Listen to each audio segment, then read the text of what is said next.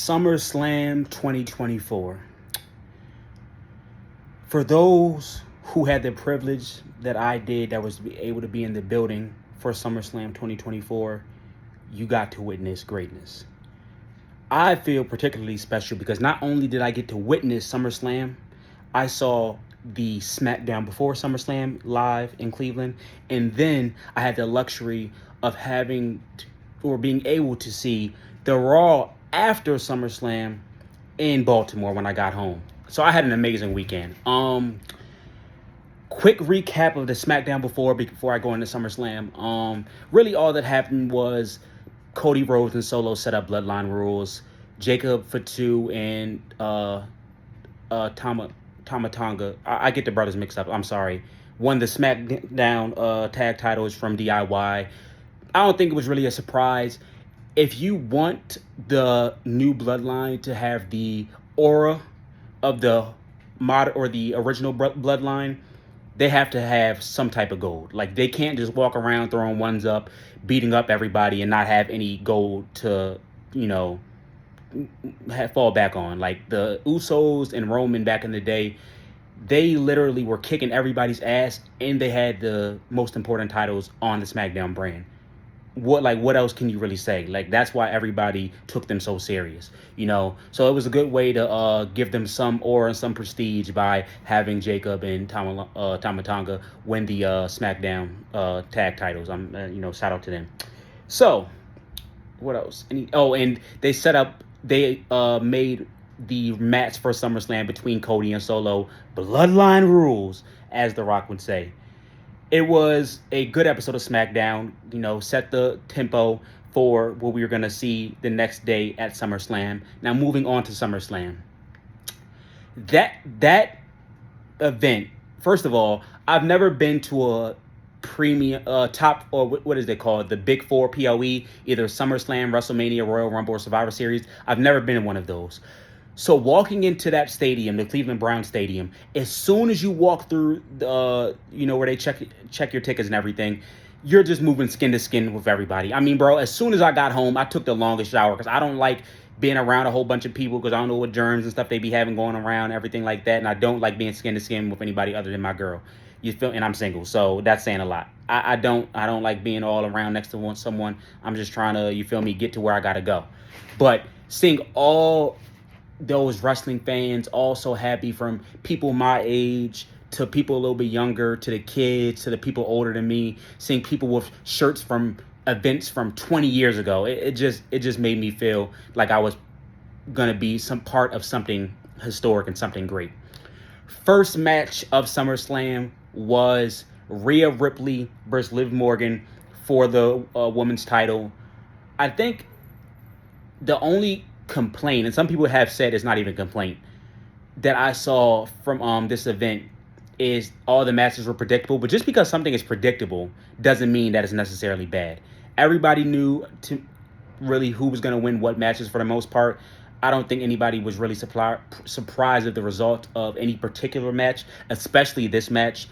I knew that Dom was going to turn on Rhea. I think we all knew that Dom was eventually going to turn on Rhea because he's Dom. He's a fucking he's a freaking scumbag. Like, what are we doing here, bro? Like, come on now. We knew it was going to happen. The way they did it was interesting because Rhea, at first Liv grabs a steel chair and act like she's going to hit Rhea with it. Rhea somehow gets a hold of the chair, and when she's about to attack Liv with it, Dominic grabs the chair from Rhea and stops her from attacking Liv with it. Now, it was great because you could make the argument that Dom was helping Rhea out at that moment because he knew if she would attack Liv with the chair, she could not have won the title because you can't win a title from disqualification.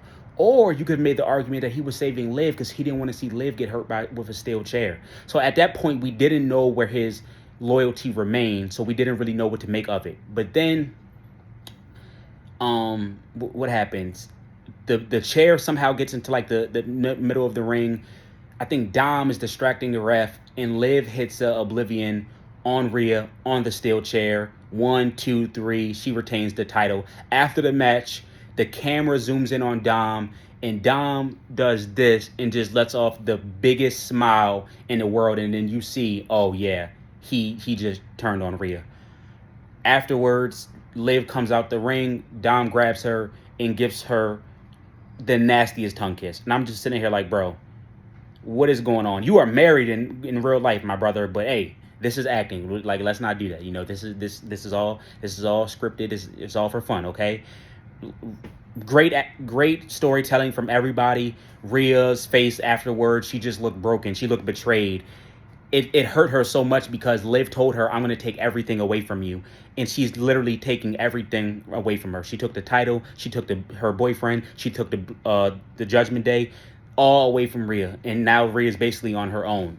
Or is she? Fast forward, next match. Sami Zayn versus Braun Breaker for the IC title. Only complaint I had for this match was it was a little short. The match was a little short.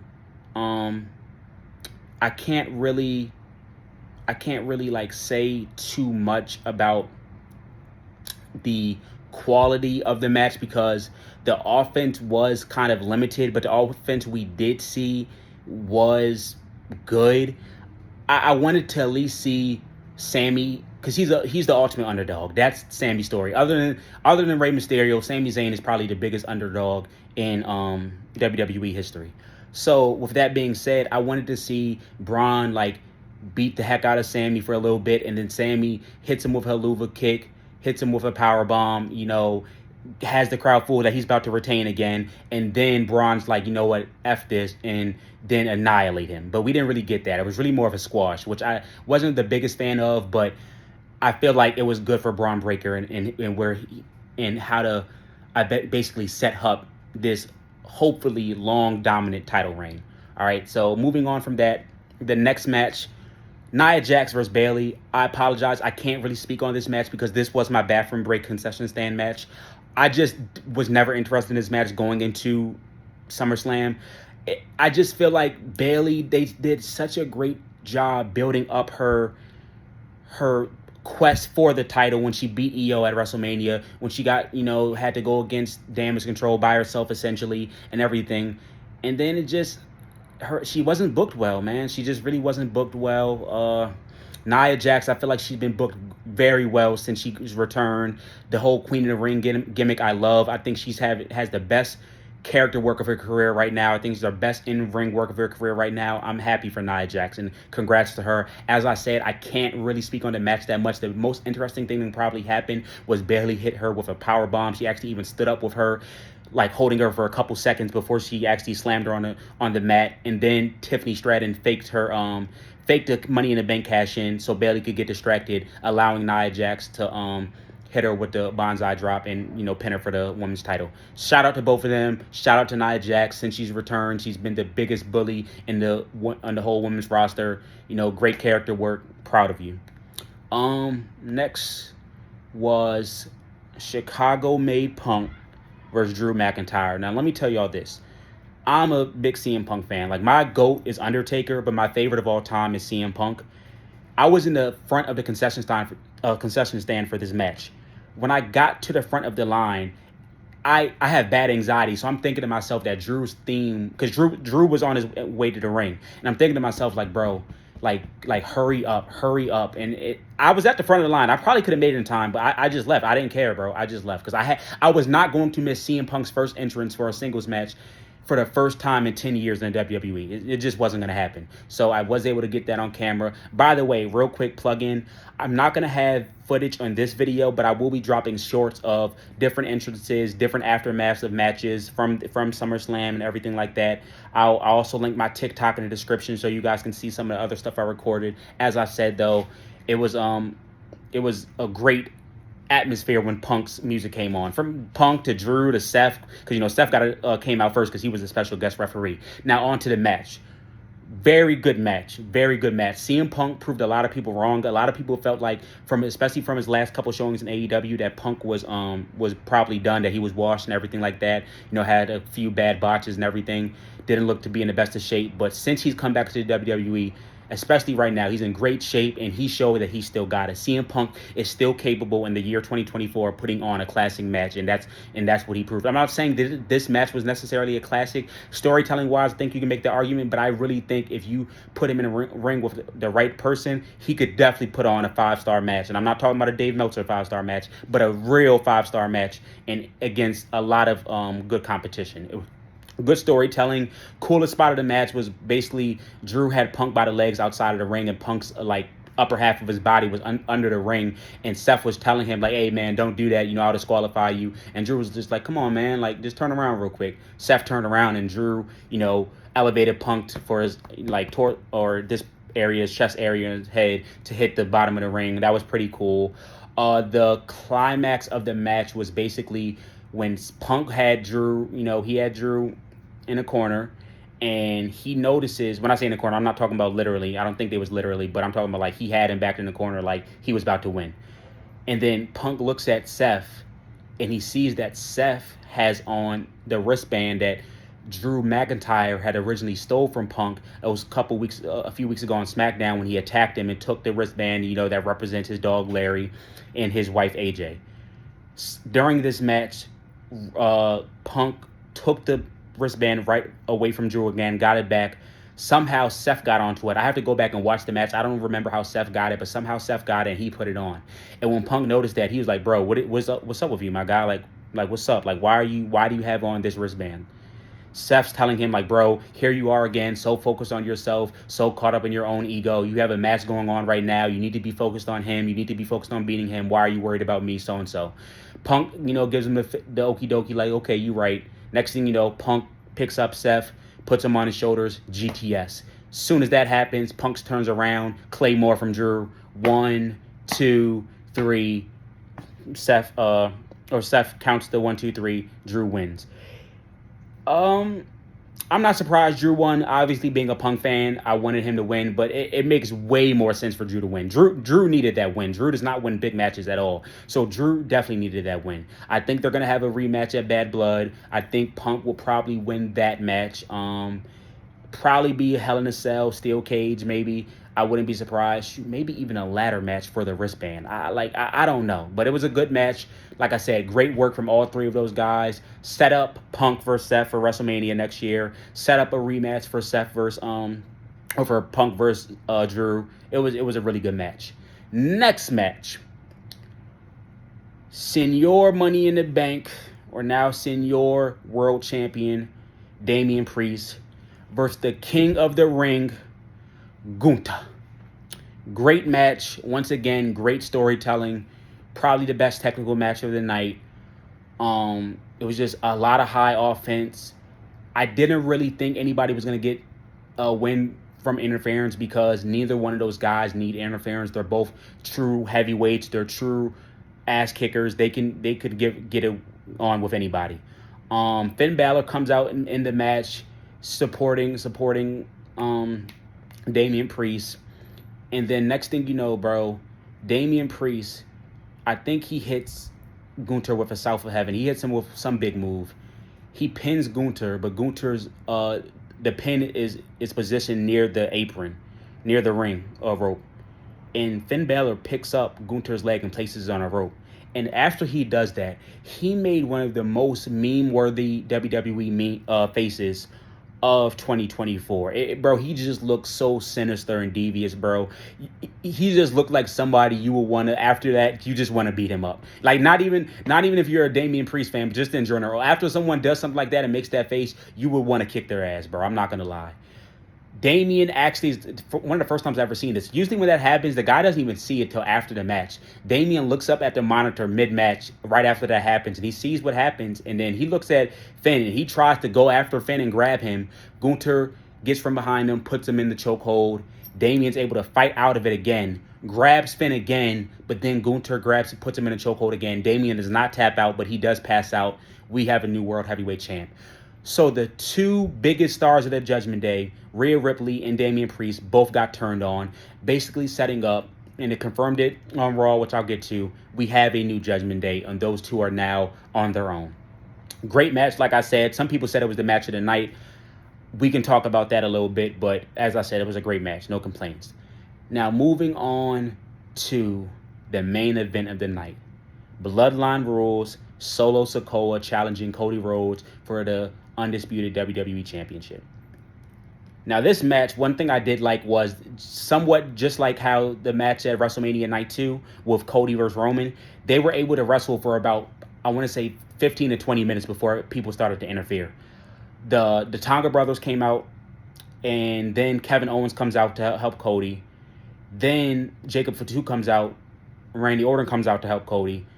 I think they just the numbers, the math wasn't math, and they just were outpowering Cody and Randy and them. And next thing you know, Cody I think gets slammed through a table by Jacob, but when Jacob slams him, Jacob lands on his leg, and we're sitting here like, oh shoot, like, because that could be bad. He could have, sprained his MCL. He could have tore something. We didn't know. And Jacob Fatu might be the most He might be the most exciting wrestler right now in the WWE. When you think of his size and his agility, his athleticism, he just puts on a show every night, and he has charisma. People are already saying when he debuted that he should have became the next tribal chief because he has more aura than Solo Sikoa. So it is what it is. But like I said before that, they were wrestling. It was a pretty good match. They both were getting the offensive going on. It was pretty decent. It wasn't nearly as good as Cody versus Roman Night 2 of WrestleMania 40, but it was a good match, or their match at WrestleMania 39. But as I said, it was still a very good match. So then, Solo and Cody are in the ring. Neither one of them have any energy. Both of them are laying in the ring. You don't know what's going to happen next. And then greatness happened. Roman Reigns returned with some people saying it's not necessarily new music because it's the same. It's just basically his entrance from, I believe that was WrestleMania 39 where they used the orchestra for his theme song. It was still badass. It was still amazing. And the pop, like the fact that I get to say as a, 15-year, dang near 20-year wrestling fan, that I was able to witness one of the biggest pops in WWE history live in person, it's a moment I'll never forget. It's just, I'll tell my kids this story if they get into, even if they don't get into wrestling, I'll probably still tell them this. I'll talk about it every day. It was just, I still get goosebumps just thinking about it. Some days when I'm just bored, or sometimes when I'm just bored on my phone, I just go to my photo album and I just look at those videos, bro, because it was just amazing. It was literally amazing. Roman walks to the ring in his typical badass fashion, slowly and everything like that. And the commentators are saying, who is he going to attack? Is he going to attack the guy who beat him for his championship and ended his historic reign? Or is he going to beat his cousin who basically traded on him and now crowned himself the new tribal chief? Even though Roman Reigns said himself last year that Solo Sikoa was heir to the head of the table. He did say that, but I guess he didn't say it just was going to happen once he lost the title, and the fact that Solo was talking so disrespectfully of him and everything like that, Roman was like, nah, that's not what we're going to do here, buddy. So Roman comes up into the ring, Superman punch to Solo. Then, corner of the ring, ooh, wow, spear Solo.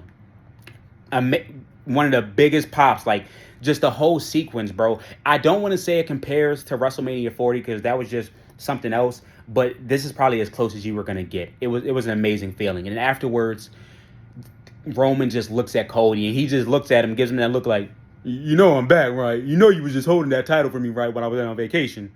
And he just walks out the ring.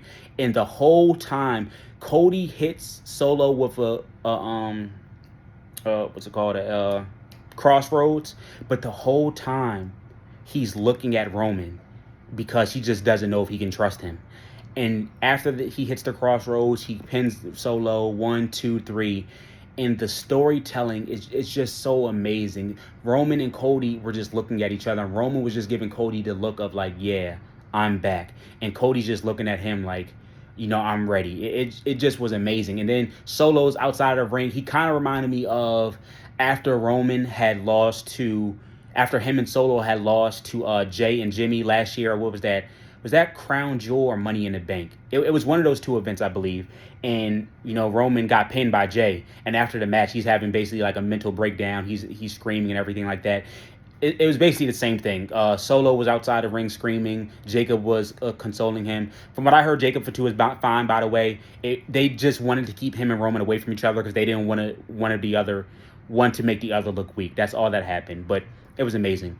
As I said, the event, an amazing event, bro. SummerSlam. Some people, are saying one of the best events in the past 10 years. It had a great feel being in the stadium. I really don't have any complaints for the event. I'm so happy that I got to be part of history like that. And then, as I said, I flew back home to Baltimore the next day, and Raw was in Baltimore at the CFG Arena. And I have seen nothing but good reviews. I've been seeing some people say that the Baltimore crowd is one of the best U.S. crowds that there is. The show opened up with Ludwig Kaiser in the ring, introducing Gunther as our new World Heavyweight Champion.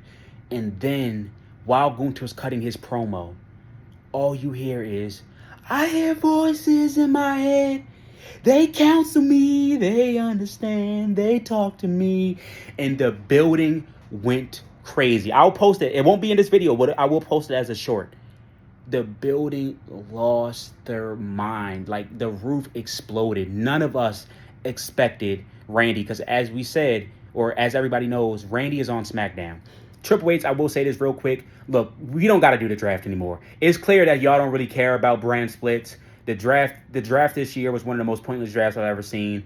I don't mind everybody being on either show. I really don't, bro. Like, if y'all don't want to care about the brand split, it's cool. Like, as long as you're giving us good storytelling and good matches, we're Gucci over here. I'm just, spoiled, and I'm used to, Undertaker only being on SmackDown, Triple H only being on Raw, Shawn Michaels only being on Raw, Batista only being on SmackDown. I'm talking about obviously when they got drafted, because they all took, were on different brands and everything. But that's what I'm used to, So they announced Randy Orton versus Gunther for Bash in Berlin at the end of this month. I think it's on August 31st. And even though Randy is on SmackDown, I have to be fair and say that this match does make sense, because if I remember correctly, Randy pinned Gunther at King of the Ring, and the ref messed up the count. So Randy's argument was, bro, I should have been King of the Ring in the first place. I should have won the title. And they just went away from that, and Gunther started focusing on Damian, and then Randy was focused on helping Cody against the Bloodline. So they did a very good job of keeping them away from each other and then bringing them back across the same path when they needed to. So I'm excited for that match. If it's anything like the King of the Ring match, it's going to be a great match. Very excited. The only weak part of the match was Io Sky, and I forget her one teammate from Damage Control. I'm sorry about that. When they went against, was her name Sonya Deville and Shayna Baszler and Zoe Stark's their new group that they got going on. That was probably the low light of the night. But other than that, Raw was great. Sheamus and who was it? Sheamus and Ludwig had a very good match. Butch tried to come in and cost Sheamus the match. He didn't do it. Sheamus still won. It was a very good match, as I said. CM Punk has a segment. He comes into the ring. He calls out Drew McIntyre, saying that basically, you won, but you won because I distracted myself, everything like that. Before Drew can come out to the ring, Seth Rollins comes out to the ring, and he comes out bro, Seth was giving off heel. His attire, his energy was heel energy. This wasn't the Seth Rollins we've been seeing these past couple years. It's 2019 Seth Rollins type energy. So I'm looking and I'm sitting here thinking to myself, man, I don't know what's going to happen here. They're about to fight. Then Drew McIntyre comes down from the crowd. He's in the middle of the crowd, and he's talking to both of them, basically saying, Punk, I have to give you your credit. You had a great match against me. You proved that you are not washed, but you are not the best in the world anymore. That's me. You guys have to respect me. Everything like that. And the next thing you know, they're not really paying him any attention, but Drew knew how to push Punk's buttons. He said, I still have something you want. I have that wristband for your stupid-looking dog, Larry, and your loving wife, AJ. And as soon as he said that, Punk charges at Drew in the crowd. He starts chasing him through the arena. And they basically disappear. After that, Big Bronson Reed, who had a segment earlier that night with Nick Aldis, I believe it's Nick Aldis, the Raw GM, and he basically said to him, look, you aren't giving me any of the opportunities I deserve. I come out here every week, kick ass and take names, and you aren't showing me any respect. So now I know what I have to do to gain your respect. I have to beat ass. So he comes into the ring and he attacks Seth Rollins. And not only does he attack Seth Rollins, he hit Seth Rollins with six splashes off the top rope, bro. Brunson Reed is like 350 pounds. I don't want to hear anything about the stage wrestling being fake. Look at the size of that man and look how he was landing on Seth Rollins and tell me that doesn't hurt. Please tell me that wouldn't hurt you and you wouldn't probably have a broken rib after that. The fact only someone like Seth Rollins, as crazy as Seth Rollins, who loves the business so much, who just missed a few months from freaking knee surgery, would agree to take bumps like that, bro. After 2, I'm like, okay, that's cool. When he did 3, I'm like, bro, you're dragging it. 4, I'm like, yo, what the hell? 5, I'm just like, this isn't real. And then at 6, I'm like, yeah, like, just get him out the ring. It's set up. It made you care instantly about this storyline that's about to happen. Because what they have to do is they have to keep Seth and CM Punk away from each other till WrestleMania season. So Punk is going to continue to feud with Drew McIntyre. Then he'll probably take a break for a couple months. Then he'll come back. Seth will have this feud. Then Seth might be in a part of the world title picture again. Then Seth and Punk will find their way back to each other. But we all know that match is happening at WrestleMania because that was the match that was supposed to happen at WrestleMania this year. But Punk got hurt in the Rumble and tore his pec. Or tore his tricep, one of the two. Yeah, I think it was his tricep. So, it made you instantly care. They're probably going to have a match at Bash in Berlin. If not, they're definitely going to have a match at Bad Blood. I still think Punk versus Drew's rematch is going to happen at Bad Blood. I don't know if either one of them are going to be on the Bash in Berlin card, but we will see. Then, there was what happened? There was a backstage segment with Jey Uso and Sami Zayn. I will say this is my only complaint of Raw. When you in a city like Baltimore, bro, you gotta have Jey Uso on the card somehow. Like, if it's like, I know he had a backstage segment, but I'm talking like a promo, a squash match. You gotta have him on the card somehow, bro. We needed that. We really did deserve that Jey Uso entrance from the crowd, the yeet. Like, we deserved that, bro. That's my only complaint of the night. But, you know, Jey Uso was basically cheering Sammy up, telling him, you're going to win your IC title back, then we're going to beat the Judgment Day for the tag team titles, and you're going to be a double champion. And it was a good segment. It was a good promo.